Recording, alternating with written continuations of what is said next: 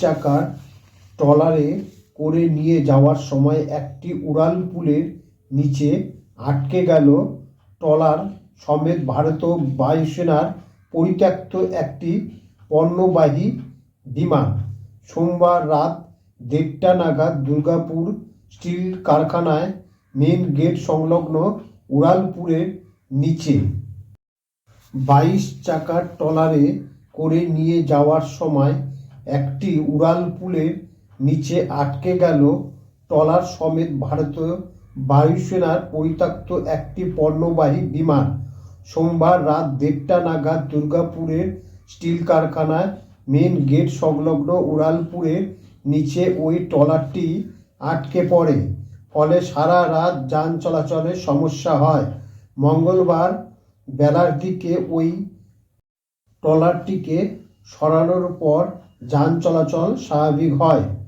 টেন্ডারের মাধ্যমে ভারতীয় বায়ুসেনার একটি পরিত্যক্ত কার্গো বিমান কিনেছিলেন একটি সংস্থা। তার দুর্গাপুর থেকে ওই কার্গোটি নিয়ে যাচ্ছিলেন রাজস্থানের জয়পুরে। বিমানের দুপাশে ডানা আগেই খোলা ফেলা হয়েছিল পরিবহনের সুবিধার জন্য। দুর্গাপুরের স্টিল প্ল্যান্টের কাছে এসে বিপত্তি বাধে।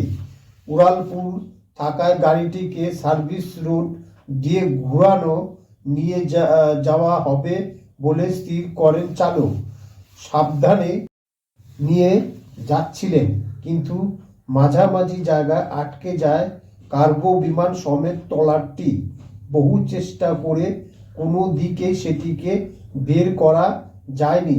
সেতুর নিচে আটকে পড়া বিমান সমেত ট্রলার 2 নম্বর জাতীয় সড়কের এই অংশ 4 লেন বিশিষ্ট। দিল্লির দিকে 2টি লেনের একটি আটকে থাকা যান চলাচলের সমস্যা শুরু হয়।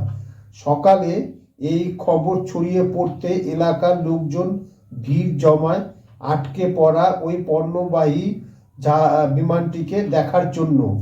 গাড়ির চালকরা সকালে এলাকায় শ্রমিকদের ডেকে গাড়িটিকে বার করার চেষ্টা শুরু করেন। নানাভাবে চেষ্টা করার পর 22 চাকার ট্রলারটি চাকার হাওয়া ফেলে দেওয়া হয়, তাতে উচ্চতা কিছুটা কমে যায়। তারপর ট্রলারটি বেশ কয়েকটি চাকা খুলে ফেলা হয়। অন্য একটি ট্রলারে ওই বিমানটিকে ধীরে ধীরে তোলা হয়। তারপর নতুন করে ওই 22 চাকার ট্রলারটি চাকা লাগিয়ে সেটিকে সরানো হয়। সকাল থেকে শুরু করে বেলা প্রায় 11টায় বেজে যায় গাড়িটিকে সরাতে, কিন্তু এরপর রাজস্থান জয়পুরে নির্দিষ্ট গন্তব্যে রওনা দিতে পারল না এই ট্রলার।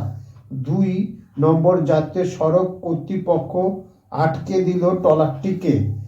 জাতীয় সড়ক কর্তৃপক্ষের তরফ প্রজেক্ট ম্যানেজার সুমিত মুখোপাধ্যায় জানান, এই ধরনের যাত্রা শুরুর আগে কেন্দ্রীয় পরিবহন মন্ত্রকের অনুমতি প্রয়োজন হয়, দরকার হয় বিশেষ সার্ভে, কিন্তু দুটোর কোনোটাই না করে দিব্যি এই গাড়ি নিয়ে যাচ্ছিল জয়পুরে।